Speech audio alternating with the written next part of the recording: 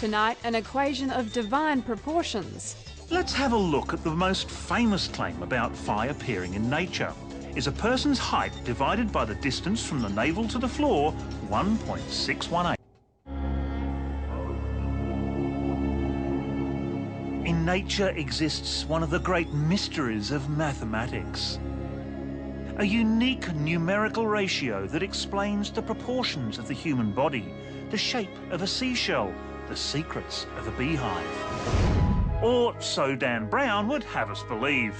If you've read the Da Vinci Code, you'll be familiar with phi, the so-called golden ratio. Phi is nothing new. It's been known to science since 300 BC.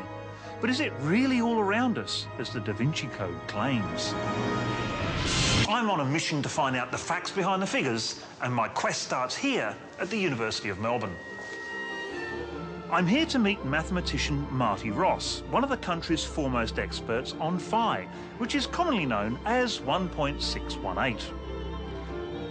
Marty explains that phi is inextricably linked to that famous arithmetic progression, the Fibonacci sequence. How's it determined? Well, 1 you start with, and 1 you start with, and then the next number 2 is 1 plus 1, 3 is 2 plus 1, and so on. OK, so we've got the Fibonacci sequence, and I think I understand phi, but what's the relationship between the two? Well, if you take two Fibonacci numbers next to each other and divide them, you'll get very close to phi. A quick trawl on the internet reveals that phi and the Fibonacci sequence seem to be developing their own cult. Within the mathematics itself, just the equations for phi, the equations for Fibonacci numbers, it's beautiful. It's beautiful mathematics. Phi fanatics, or Fibonuts as they call themselves, claim there are hundreds of examples of both appearing in the natural world. But is it just an urban myth? Marty and I are going to put 4 of these claims to the test. Keep watching and we'll reveal whether or not all the fuss about phi and the Fibonacci sequence adds up. 4 millimeters on the nose. My quest to find out the truth about phi, the mysterious golden ratio, and its curious cousin, the Fibonacci sequence, continues. Phi fanatics claim this number, which has a value of 1.618, and the Fibonacci sequence can be found all around us in nature. But I think it all seems too good to be true, so we're putting 4 well-known examples of this urban myth to the test. In the Da Vinci Code, Dan Brown claims these mathematical curiosities can be found in the Nautilus shell. It's found by measuring from the centre to the outer radius and dividing that by the distance from the centre to the inner radius. Now, if we divide those two, 44.4 divided by 14.3, we get 3.104. So that's nothing like phi. No, and you can juggle it different ways, but however you juggle it, you're not going to get phi. So, strike one. But let's have a look at the most famous claim about phi appearing in nature. Is a person's height divided by the distance from the navel to the floor 1.618? Carolina is 164 centimetres tall, and her belly button is 103 centimetres above the ground. Okay, now if we divide them, we should get phi, but in fact, we get about 1.592. So even in a beautifully proportioned human being like Carolina here, we still don't get phi. No, we get close, but we don't get phi.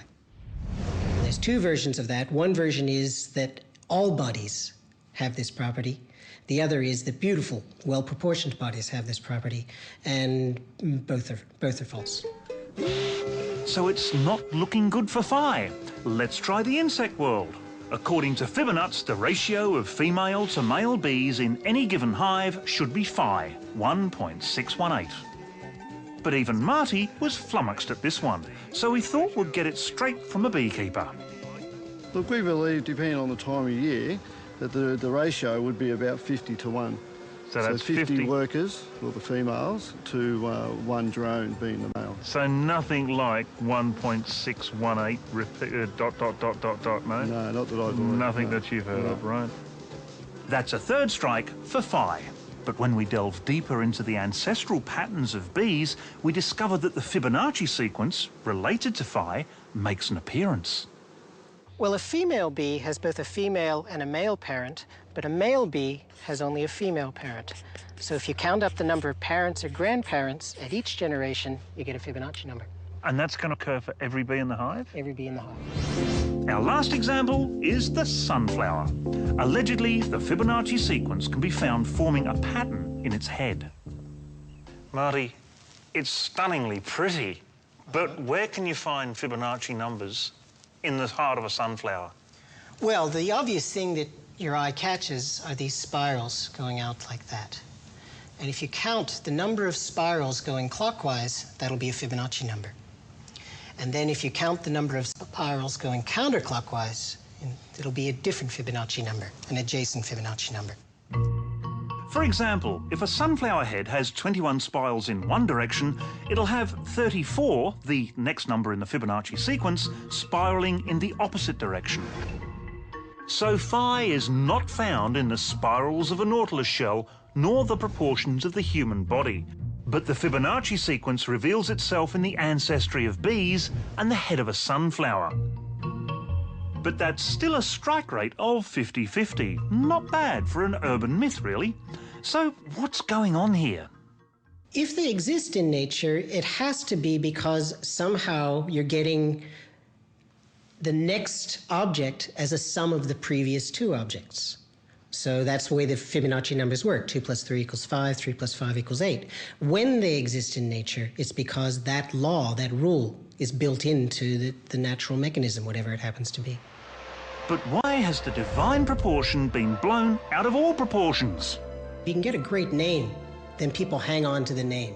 So that if you have something like the golden ratio, the golden mean, the golden proportion, the divine mean, these names which suggest beauty, then you kind of accept it as being beautiful, and then you look for it whether or not it's really there. So there you have it. The golden ratio, fact or fallacy. Well, it's a bit of both, really.